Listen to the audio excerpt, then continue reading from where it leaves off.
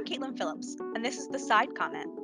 On our episode today, Michael Boyle shares 5 facts about the use of drone technology in current and future warfare. Hello, everyone. My name is Michael Boyle, and I'm an associate professor of political science at Rutgers Camden, and I'm the author of the new book, The Drone Age: How Drone Technology Will Change War and Peace. I'm here with you today to share 5 things we can learn from the book, so let's get started. The first is that drones have been around for a long time. There's a popular misconception that drone technology is entirely new, really has only been around for the last 20 years or so we're dealing with a technology and a set of ideas that we had never really thought about before. And that's simply not true. We know that the ideas behind drones stretch as far back as the 1890s, and that if we look historically, there were early prototypes of drones that were used as early as World War I.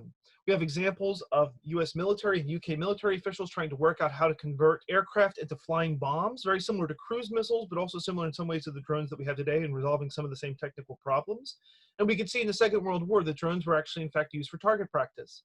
By the time we get to the Vietnam War, drones are used for a whole wide array of activities, including target practice, but also reconnaissance. And so many of the fundamental technological problems, how you control something remotely, how you make sure that you use it accurately, how you convey information back to a ground station. These ideas were old ideas that people had struggled with for most of the 20th century, and really it's only that the technology has come into fruition in the last 20 to 30 years, which makes the technology seem so new.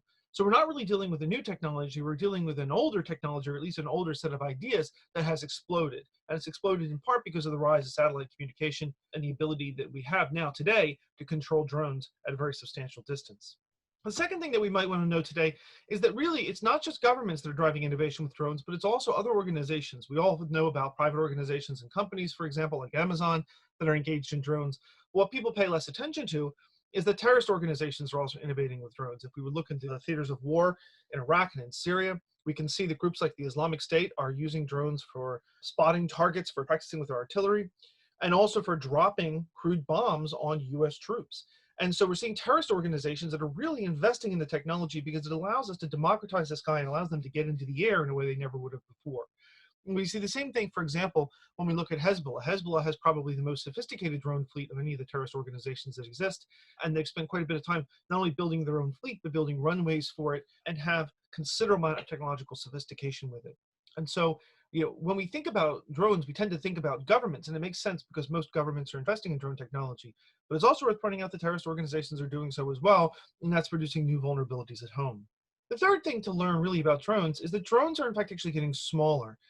We're used to thinking about drones with the context of something like the Reaper or the Predator drone, which are fairly large, medium altitude drones. But in fact, actually, the trends have been getting smaller and smaller and smaller. And what we're seeing is militaries are beginning to invest more in small drones than in big drones. Small drones are maneuverable, they can get into contested airspace, and they can be used for a wide array of activities. So rather than the trend being getting bigger and bigger and bigger, we're actually seeing medium altitude drones like the Predator and Reaper facing pressure to get smaller. And in fact, actually to equip people on the ground in combat zones with their own drones that they can simply throw into the air and use for surveillance or reconnaissance, or in some cases to spot artillery. So what you should expect to see is it's more likely to be not that everybody has drones like the US is used to having drones, for example, with Predators and Reapers, but that you're going to see more drones in the backpack being used on the battlefield for new types of purposes that we had never seen before. The fourth is that drones are getting smarter.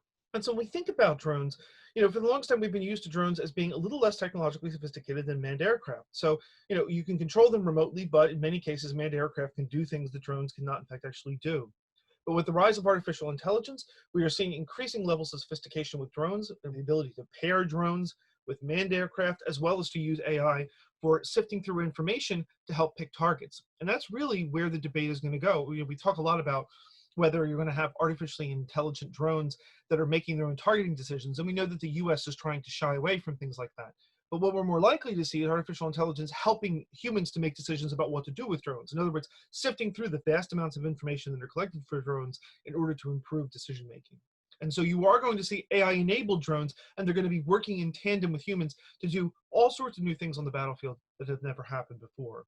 And the final thing that I think is important for us to know about drones is that law and ethics are essentially chasing up after the technology. The technology is booming. It's changing in ways that we have never really experienced before. But many of the laws, many of the rules, many of the regulations, but even many of the ethical frameworks that we have about drones, that we apply to drones, are actually based on other forms of technology. So they don't quite fit the technology that we see in front of us.